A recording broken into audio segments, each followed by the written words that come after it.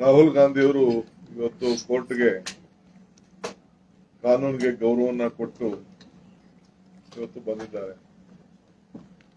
ಬಿಜೆಪಿಯವರು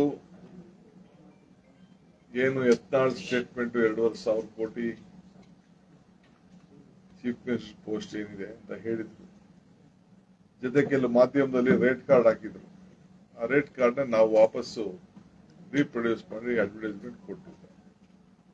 ಅದು ಸರಿಯೋ ಸರಿ ಇಲ್ಲೋ ಅಂತೇಳಿ ನಾವೆಲ್ಲ ಕೇಸ್ ಹಾಕಿದ್ದಾರೆ. ಅದೇ ಸುಮ್ಮನೆ ಬೇಕು ಅಂತ ರಾಹುಲ್ ಗಾಂಧಿ ಅವ್ರನ್ನ ಡ್ರ್ಯಾಗ್ ಮಾಡಿದ್ದಾರೆ. ರಾಹುಲ್ ಗಾಂಧಿ ಯಾವುದಕ್ಕೂ ಪಾರ್ಟಿನೂ ಅಲ್ಲ. ಅವರು ಈ ವಿಚಾರನ ಅಡ್ವರ್ಟೈಸ್ಮೆಂಟ್ಗೆ ಸೈನು ಹಾಕಿರ್ಲಿಲ್ಲ.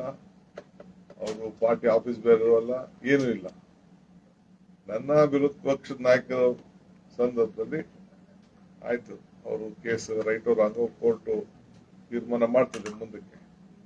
ಬಟ್ ರಾಜಕೀಯಕ್ಕೋಸ್ಕರ ಮಾಡಿದ್ದಾರೆ. ಬಟ್ ಒಂದು ಅವ್ರು ತಿಳ್ಕೊಳ್ಬೇಕು, ಇಂಥದ್ದು ಬೇಕಾದಷ್ಟು ಬಿಜೆಪಿ ಅವ್ರದ್ದು ಪಟ್ಟಿ ಇದೆ.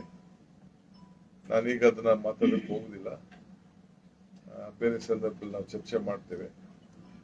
ಸೊ ಅನಾವಶ್ಯಕವಾಗಿ ತೊಂದರೆ ಕೊಡಬೇಕು ಅಂತ ಬರೀ ದ್ವೇಷ, ಸೇಡು ಇದೆ ಅವರ ಬಿಜೆಪಿ ಅವರಲ್ಲಿ ತೂಗ್ತಾ ಇದೆ. ಅದಕ್ಕೆ ಇಂಥದ್ದು ಒಂದು ಉದಾಹರಣೆ.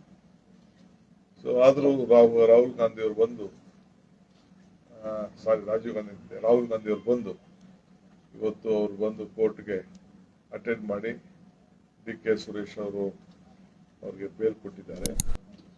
ಸೊ ನಮ್ಮೆಲ್ಲ ವಕೀಲರು ಪಾರ್ಟಿಸಿಪೇಟ್ ಮಾಡಿದ್ದಾರೆ. ಬಹಳ ಜನ ಅಭಿಮಾನಿಗಳು ಎಲ್ಲ ವಕೀಲರು, ಕಾರ್ಯಕರ್ತರು, ಮುಖಂಡರುಗಳೆಲ್ಲ ಬಂದು ಅವನ್ನ ಕೋರ್ಟ್ ಅಲ್ಲಿ ಅವ್ರ ಬೆಂಬಲವಾಗಿ ನಿಂತಿದ್ರು. ಸೊ ಯಾರು ಸಹಕಾರ ಕೊಟ್ಟಿದ್ದಾರೋ ಅವರೆಲ್ಲರೂ ಕೂಡ ನಮ್ಮ ಪಕ್ಷದ ಪರವಾಗಿ ಕೃತಜ್ಞತೆಯನ್ನು ಸಲ್ಲಿಸ್ತಾರೆ.